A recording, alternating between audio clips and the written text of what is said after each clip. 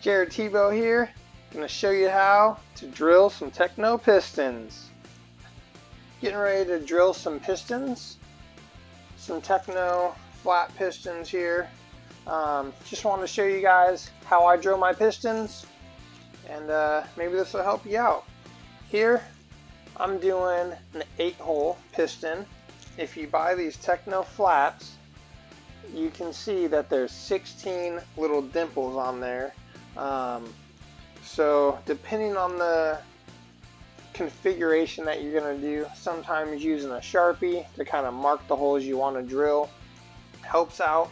8-hole, we have 16 dimples, pretty easy, just every other hole.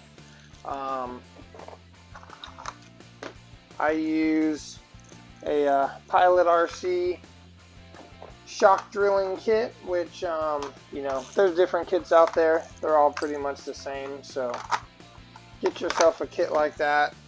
They work really good. They have the drill bit and then kind of like a chamfered part at the bottom, which helps kind of clear out the material. I like to use a drill, and some people just drill in and then they kind of back out. I actually run it all the way in and then kind of run it out. I feel like that gives me the most accurate holes. Some people will do it differently. You know, not all drilled pistons kind of turn out the same. So the key is to just try to do it consistent for yourself so that you know each piston is the same. And you know, some people might do it different. So, you know, one person's 500 and you're 500 with the same drilled piston might feel a little bit different, but the best thing to do is just do something consistent for you. So I'm going to show you how I do it. I hold the piston. I try to get my drill really flat up against the piston. Do it pretty slow. You want to make sure you go straight through the piston, not at an angle or anything like that. And this is what I was saying, people do it differently. I still hold the drill on till it goes to the end. I grab it on the sides and I do the drill when I back out also. So some people won't do that step. They'll either pull it out, or some people will actually put it in reverse. I feel like that actually does the hole really nice and clean. Goes through both sides. No excess material or anything like that. And you can see there's material in the drill bit there. And for me, that's kind of the most consistent way. If you go in and you don't, you know, you kind of do it in reverse. Sometimes if you hold the drill on when it finishes, you know, it might clean it out more. If you really catch it at the very end, it might make the hole pretty small. So, you know, like I said, it's kind of consistency. And then with the 8-hole, it's just every other hole.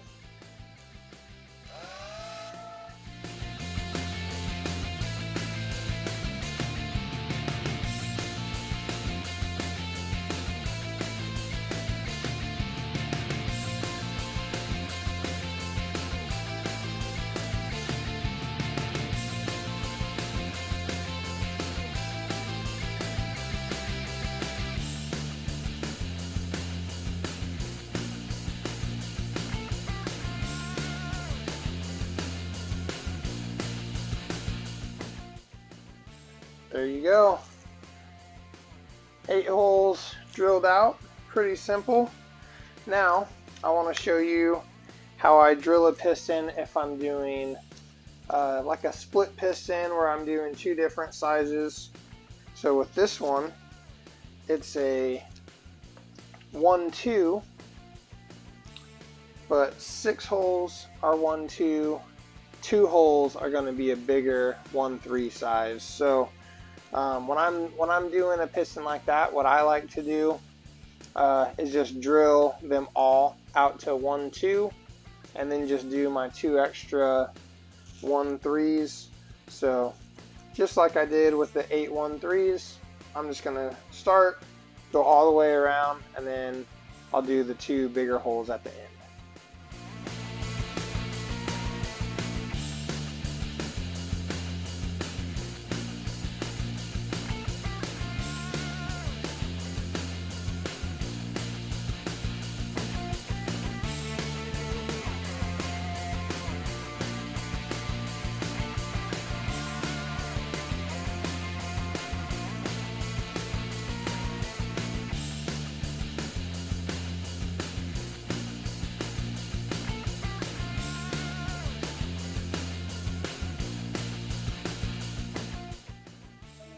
Alright, so right there I have the 8 1.2s. Turned out really good. And when I'm just doing a split with just 2 holes, pretty simple. This isn't a very complicated piston.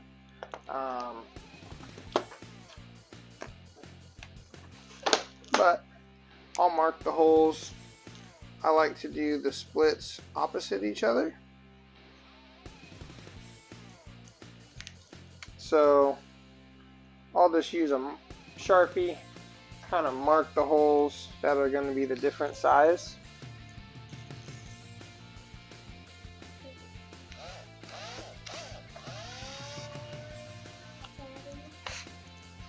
Run that bigger drill bit through.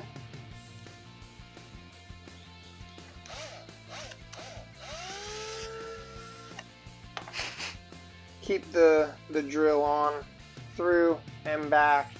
And there we go. We got a split piston there. And then another thing that I like to do, just so I know what these pistons are, you can use these bits and just barely go into them, and you can actually mark what they are.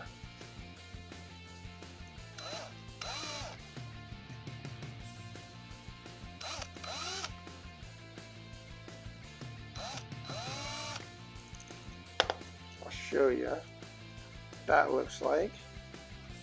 You just barely go into the piston, and there you go. I have 3 little dimples in there, so I know that is a 1.3. And then what I'll do on this other piston,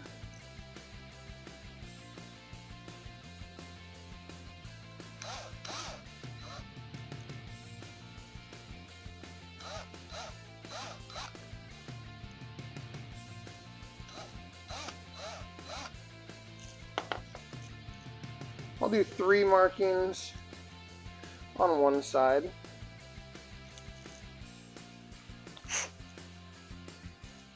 Got a little bit of material in one of my holes here. And then I'll just do 2 on the other side.